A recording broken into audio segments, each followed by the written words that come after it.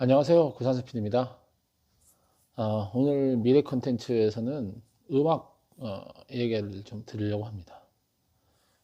사실 이제 음악은 저희가 살면서 뭐 어떤 것을 통해서든 거의 대부분의 사람들이 음악을 즐기면서 그렇게 살고 있습니다. 예. 뭐 라디오를 듣든 아니면 뭐 음원 MP3를 해서 듣든 뭐 대부분 다 음악을 이제 즐기고 살고 있죠. 근데 언젠가부터 저희가 이제 스마트폰이 일상화되면서 음악을 즐기는 그런 플랫폼은 스마트폰을 통해서 듣는 것이 거의 대부분이 된 것 같습니다. 뭐 최근에는 인공지능 스피커를 통해서 이제 음악을 듣는 경우도 많아지고 하는데, 어쨌든 이런 이제 음악을 듣는 이러한 행태가 우리가 통신을 통해서 이제 음악을 듣게 된 거죠. 파일을 다운받든 아니면 스트리밍을 하든 간에. 그래서 통신사가 음악을 소비하는 것에 상당히 중요한 그런 역할을 차지하게 됐습니다. 지금 국내 이제 음원 플랫폼들이 좀 있는데, 어, 뭐 한동안 그리고 지금까지도 여전히 SK텔레콤하고 관련이 있는 멜론 서비스가 음원 플랫폼으로 1등의 자리를 좀 굳건하게 지키고 있습니다. 그 다음에 이제 KT에서 하고 있는 이제 진이라고 하는 음원 플랫폼이 있죠. 여기가 이제 굳건하게 2등 자리를 지켜왔습니다.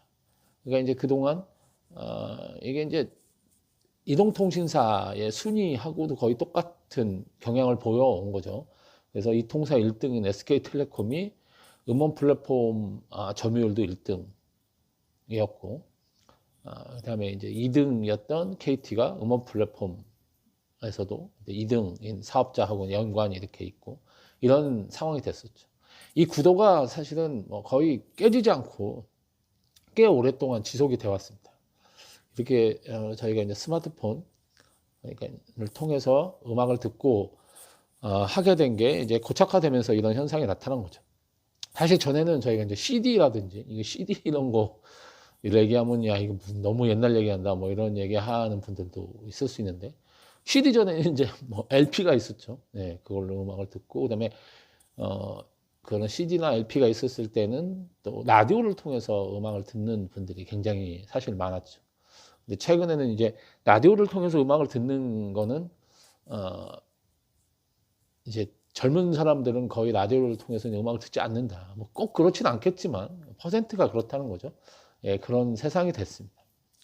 근데 오늘 이제 사실 얘기 드릴 주제는 그런데, 사실은 유튜브 뮤직 관련된 얘기를 드리고자 앞에 장황하게 얘기를 좀 드렸는데, 그렇게 이제 스마트폰으로 음악을 듣게 되면서 견고하게 이렇게 형성이 된 그런 한국의 음원 플랫폼 시장에 균열이 발생하게 된 게 유튜브 뮤직이라는 게 등장하면서 그런 거죠. 물론 이제 유튜브로 워낙 이제 동영상 컨텐츠를 많이 이제 소비하게 되고, 유튜브 프리미엄이라고 하는 게 유튜브 뮤직과 같이 이제 결합이 되면서 이게 뭐그 비용을 지불하는 게 어느 정도 이제 합리적인 수준이라고 생각을 해서 유튜브를 통해서 음악을 듣는 사람들이 점차 많이 늘어나서 이런 현상이 지금 나타나고 있는 건데, 어쨌든 기존에 굉장히 고착화되어 있던 이런 흐름을 깨는 그런 모습을 보이고 있다는 점에서 이제 음악 시장에도 변화가 사실 크게 이제 일어나는 거 아니냐라고 저희가 관측해 볼 수 있는 그런 이제 중요한 변화라는 생각이 들어서 얘기를 오늘 드리게 됐습니다. 그래서 여기 보면 2020년, 그러니까 지금 2022년이니까 2년 전 2020년 10월에 보면 이게 그 이 월 이용자 이용 추이라고 좀 돼 있잖아요. 그래서 멜론을 이용하는 사람이 800만 명이 좀 넘었고 엄청납니다. 그 다음에 지니를 이용했던 사람들이 400만 명, 반 정도 되네요. 됐고, 그 당시에 유튜브 뮤직을 이용했던 사람이 100만 명이 좀 넘었었는데, 멜론은 정체인 거죠. 이제 800만에서 700만으로 떨어졌으니까 오히려 이제 정체가 시장 정치에서 약간 이제 꺾인 상황을 보여주고, 그렇지만 여전히 이제 압도적인 1등이라는 걸 볼 수 있습니다. 그런데 이제 100만이 약간 넘었던 유튜브 뮤직이 이제 400만의 월 이용자가 이제 사용하는 그런 음원 플랫폼으로 이제 부상을 한 거죠. 시장에 균열을 낼 수 있는 정도의 규모로 커졌습니다. 그래서 2위로 올라오면서 지니가 이제 3위로 밀렸습니다. 그래서 지니는 400만 하던 게 300만, 뭐 크게 떨어지진 않았지만 그 정도를 유지하고 있는 거니까 멜론이나 지니가 약간 정체에서 약간의 하락 정도라면 유튜브 뮤직이 굉장히 빠르게 성장을 한 모습을 좀 보여주고 있습니다. 그래서 이게 보여주는 한국 이제 국내 음원 시장의 변화라는 걸 저희가 한번 생각해 볼 수 있는 것 같고요.